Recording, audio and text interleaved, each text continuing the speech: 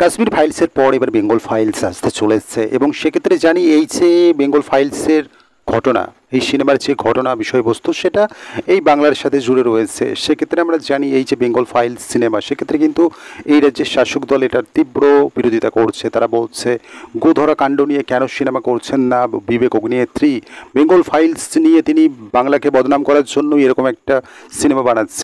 কাশ্মীর ফাইলসের পরই বলা চলে বিবেক অগ্নিনেত্রীর যে পরিচিতি বা যে সুখ্যাতি সেটা কিন্তু এই সিনেমা তৈরি করার পরই বেড়েছে এবং পরবর্তীতে বলা যেতে পারে যে এই যে বেঙ্গল ফাইলস সেই যে সিনেমা তৈরি করা, সেক্ষেত্রে বলা যেতে পারে দর্শকদের হয়তোবা চাহিদা অনুযায়ী বা তাদের যে দর্শকদের যে আবেদন, সেই আবেদনের খাতিরেই হয়তোবা যে চিত্রটা বাংলায় রয়েছে সেই চিত্রটাই হয়তো তিনি সিনেমার মাধ্যমে ফুটিয়ে তুলতে চাইছেন, জনসমক্ষে আনতে চাইছেন, যেমনটা তিনি করেছিলেন কাশ্মীরের ঘটনা সম্পর্কে। কাশ্মীরের ঘটনা নিয়ে হয়তোবা বিবেক অগ্নিনেত্রীর মতো কোনো পরিচালক হয়তোবা এতটা সাহস দেখাতে পারেনি। সেই ঘটনা হয়তো কোথাও না কোথাও আধারেই রয়ে গিয়েছিল, কিন্তু সেই ঘটনাটাকে তিনি জনসমক্ষে নিয়ে আসছেন, আলোয় নিয়ে আসছেন। সেক্ষেত্রে এই যে সিনেমা সেটার যে প্রশংসা তিনি ঝুড়ি ঝুড়ি প্রশংসা কুড়িয়েছেন এবং এই সমস্ত কিছুর মাঝে যখন এই বেঙ্গল ফাইলস সিনেমা রিলিজ হবে ঠিক তার আগে তিনি প্রচারে আসছেন এই কলকাতায়, সেক্ষেত্রে এই বাংলায় আসছেন এবং এখানে এসেই দেখা যাচ্ছে যখন তিনি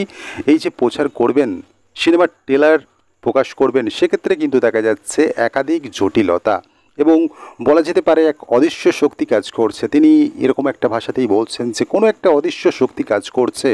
যখন তিনি এই প্রচার করছেন, ট্রেলার চালু করবেন, তখনই দেখা যাচ্ছে ভরা মঞ্চে হঠাৎ বিবাদ বেঁধে যাচ্ছে। সেক্ষেত্রে তিনি বলছেন যেখানে তিনি এই যে প্রচার করছেন বা এই সিনেমার যে ট্রেলার সেই ট্রেলার দেখাবেন, সেক্ষেত্রে হঠাৎ একটা হোটেলের মালিক বলে দিচ্ছেন এই জিনিস আর করা যাবে না।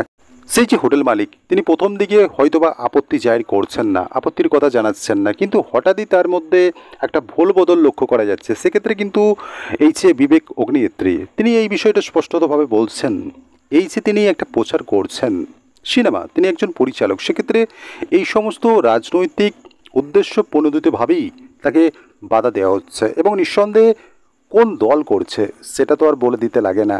এবং বরাবরই কিন্তু তিনি এই অভিযোগটা করছেন এই বাংলায় এক নায়কতন্ত্র চলছে।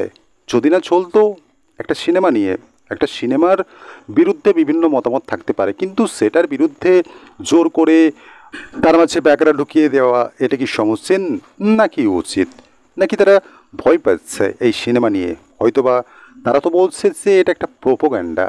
সেক্ষেত্রে কুণাল ঘোষও এই বিষয় নিয়ে মন্তব্য করছেন। তিনি বলছেন বিবেক অগ্নিনেত্রী এখানে এসে নাটক করছেন, তিনি এই সমস্ত অহেতুক কারণ ভিত্তিহীন দাবি করছেন, এই সমস্ত জিনিসটাকে বলছেন। যখন তিনি সিনেমার ট্রেলার রিলিজ করতে যাচ্ছেন তার আগে বিদ্যুৎ কেটে দেওয়া হচ্ছে, আবার যখন সেই যে স্থান যেখানে তিনি এই সিনেমার প্রচারের স্বার্থে ট্রেলার চালু করছেন, দর্শককে দেখাচ্ছেন, সেখানেই হঠাৎ শোরগোল বেঁধে যাচ্ছে, পুলিশ এসে জড়ো হচ্ছে।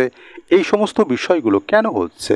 তিনি বলছেন তিনি তো চোর ডাকাত নয়, তিনি একজন পরিচালক। সেক্ষেত্রে এত পুলিশ কেন আসছে?